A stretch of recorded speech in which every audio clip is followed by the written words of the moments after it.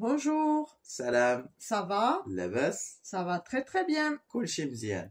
Bienvenue Marhaban bikum dans ce nouveau cours de Darija. sur le Ramadan. On vous dit Ramadan Mubarak. On vous souhaite un bon Ramadan. Ok, préparez vos stylos Vos oreilles, vos dictaphones, et votre c'est parti. tête. Alors, dis-nous déjà comment on dit le Ramadan. Alors le Ramadan, il y a deux façons de dire. Il y a la façon de l'arabe classique, c'est Ramadan. Et il y a le Darija, c'est Ramadan. Ramadan, Ramadan Ramadan, on roule le R. ou Ramadan. Alors moi j'entends Ramdan. Ramadan. Ramdan ou Ramdan? Ramadan. Ramdan. Ouais. D'accord. Et le jeûne? Siyam ou Saum. J'ai écrit deux S pour bien prononcer le S. On a Vas-y. Siyam, Siyam Siyam, ou soit Saum. Saum. Ah, là, c'est pas Saum. On refait Le le jeûne, jeûne. Vas-y. Siyam Ou. ou Saum. Très bien. Tu nous redis le Ramadan? Vas-y. Ramadan ou Ramadan. Le Ouais. jeûne, Siyam ou Saum. Alors, il faut expliquer certains trucs, certaines mauvaises compréhensions, si on peut dire, ou certaines confond.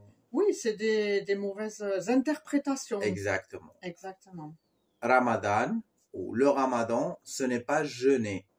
Ramadan, c'est le nom d'un mois. Parce que, je ne sais pas si vous le savez ou pas, il y a le calendrier lunaire, c'est le calendrier islamique, c'est le calendrier qui suit les musulmans pour les fêtes, pour les pèlerinages, pour tous. On ne suit pas le calendrier grégorien, le calendrier civil. On suit le calendrier lunaire, s'appelle El-Hijri, ou l'année lunaire, Sana Al-Hijriya. Et cette année, on est en 1446, l'équivalent de 2025. Et pour en revenir, Ramadan, ce n'est que le nom d'un mois. Même si on fait tous l'erreur de dire faire le Ramadan, si on veut analyser, c'est comme tu dis faire janvier ou faire février. Je vais faire février. Ça veut rien dire en soi. Ramadan ou Ramadan, c'est le mois de jeûne, mais ce n'est pas jeûner. D'accord. Je ne sais pas si c'est bien clair. Oui, oui. Je vais vous lire vite fait les 12 mois lunaires dans le calendrier Hijri ou le calendrier islamique. Si vous voulez les noter, vous pouvez. Alors, le mois 1, c'est Muharram. Le mois 2, c'est Safar. Le mois 3, Rabi' al-Awwal. Le mois 4, Rabi' al-Thani. Le mois 5, Jumada al-Awwal ou al-Oula. Le mois 6, Jumada al-Thaniya. Le mois 7, Rajab. Le mois 8, Sha'ban. Le mois 9, Ramadan. Le mois 10, Shawwal. Le mois 11, Dhu al-Qa'da. Et le mois 12, Dhu al-Hijja. Très bien, merci. J'espère que c'était clair l'explication. Et on passe à autre chose. Alors, dans le Ramadan, on a deux repas. Il y a le repas avant le jeûne et le repas après le jeûne. Le repas avant le jeûne, on le prend, comme c'est écrit, avant Al-Fajr. On a déjà expliqué dans le vocabulaire religieux. Al-Fajr, c'est la première prière, c'est la prière du lever de soleil, au moment du lever de soleil. Et le repas qui est avant le jeûne, ou avant la prière du lever de soleil, c'est Sahur. Sahur. Très bien, répète. Sahur. En fait, ça se prononce comme s'il y a un AU, Hur, et ça s'écrit OU, Sahur. Ça se prononce Sahur. Sahur. Très bien. Avec le H. Exactement. Et après, il y a le repas de rupture, ou le repas qui est après le jeûne, à la fin du jeûne, ou le repas après Al-Maghrib. Al-Maghrib qui est la prière au moment du coucher de soleil. On appelle ça Ftour. Ftour. Et le muftor, je pense que vous l'avez déjà entendu, c'est l'équivalent du petit-déj.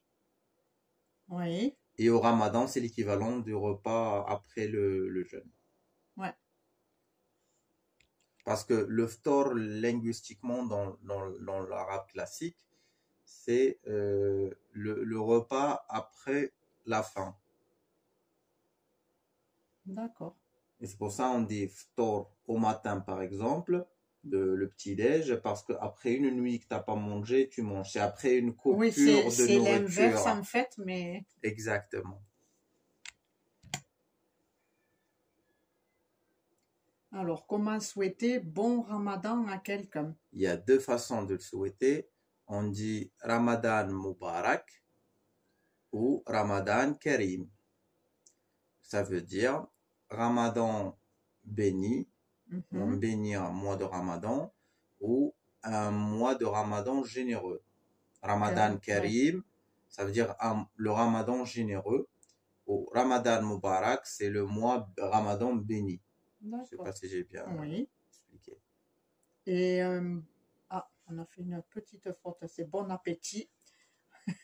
Bon appétit. Donc, comment on souhaite bon appétit? Alors, au moment du ftor, Oui, on dit Psaha l'Iftar. saha, le ftor. Normalement, bon appétit, on dit Psaha. Oui, Mais au Ramadan, on ajoute l'Iftar. Psaha l'Iftar. d'accord. C'est ça. Saha le ftor.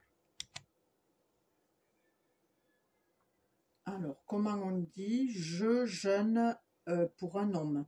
Ana Saïm ou Ana Saïm, selon les régions. Il y en a qui ajoutent un petit E après le Y qui disent Saïm. D'accord. Mais le plus standard, c'est Ana Saïm.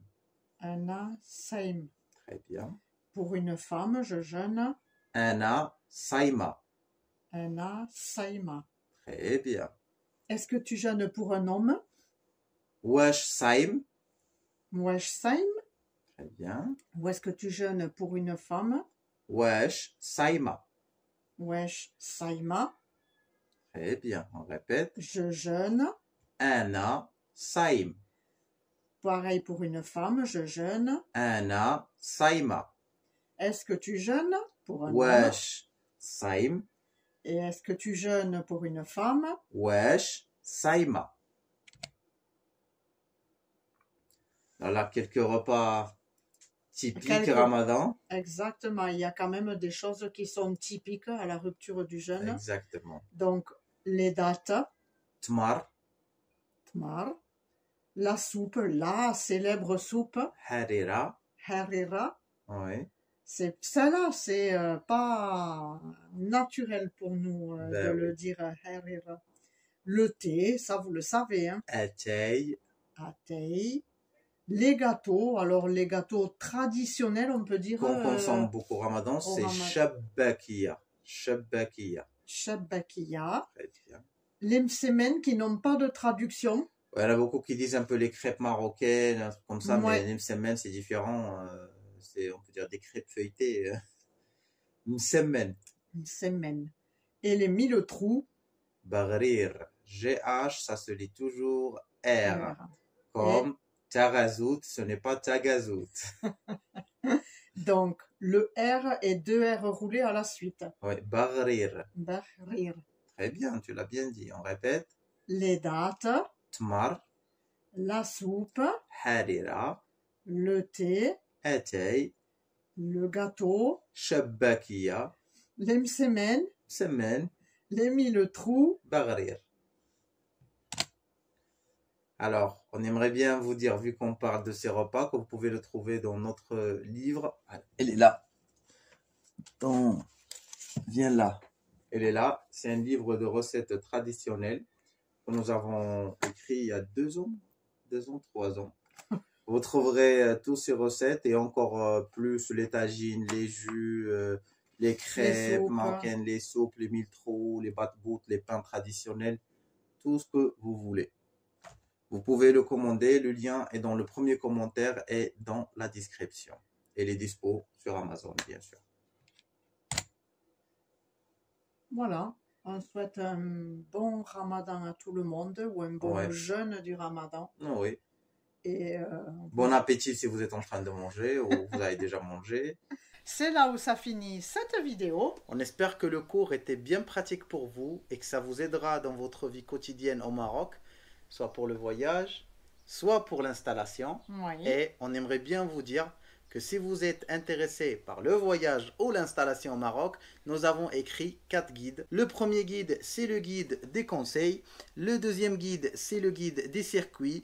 Le troisième guide, c'est le guide de la cuisine. Et le quatrième, c'est de l'installation. Si vous voulez les commander, vous pouvez cliquer là. Et si vous voulez voir d'autres vidéos, cliquez ici. Et on vous donne rendez-vous chaque mercredi à 10 h du matin, heure de France. Beslama. Beslama.